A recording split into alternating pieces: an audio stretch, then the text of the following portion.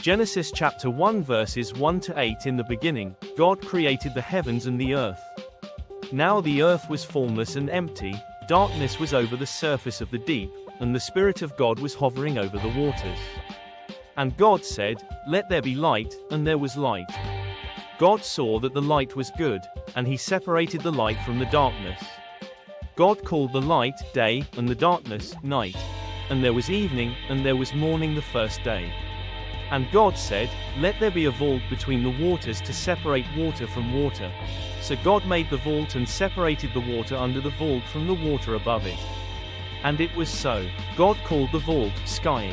And there was evening, and there was morning the second day. Genesis 1 verses 9 to 23. And God said, "Let the water under the sky be gathered to one place, and let dry ground appear." And it was so. God called the dry ground land, and the gathered waters sea. And God saw that it was good. Then God said, "Let the land produce vegetation, seed-bearing plants and trees on the land that bear fruit with seed in it, according to their various kinds." And it was so. The land produced vegetation, plants bearing seed according to their kinds, and trees bearing fruit with seed in it according to their kinds. And God saw that it was good. And there was evening, and there was morning the third day. And God said, "Let there be lights in the vault of the sky to separate the day from the night, and let them serve as signs to mark sacred times, days, and years, and let them be lights in the vault of the sky to give light on the earth." And it was so. God made two great lights, the greater light to govern the day and the lesser light to govern the night. He also made the stars. God set them in the vault of the sky to give light on the earth, to govern the day and the night, and to separate light from darkness. And God saw that it was good. And there was evening, and there was morning the fourth day. And God said, "Let the water teem with living creatures, and let birds fly above the earth across the vault of the sky." So God created the great creatures of the sea and every living thing with which the water teems and that moves about in it, according to their kinds, and every winged bird according to its kind. And God saw that it was good. God blessed them and said, "Be fruitful and increase in number and fill the water in the seas, and let the birds increase on the earth." And there was evening, and there was morning the fifth day.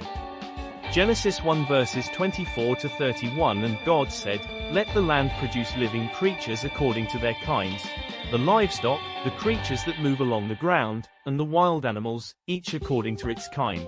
And it was so.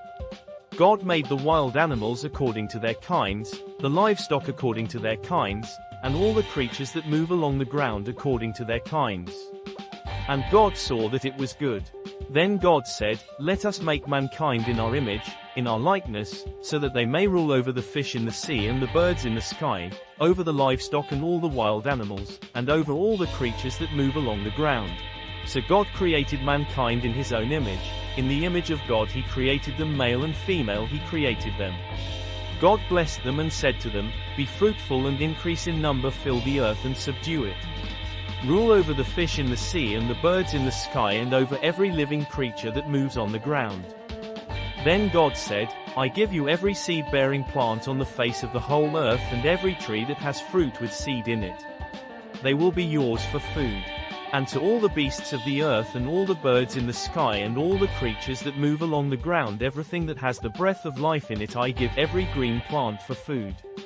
And it was so. God saw all that he had made, and it was very good. And there was evening, and there was morning the sixth day.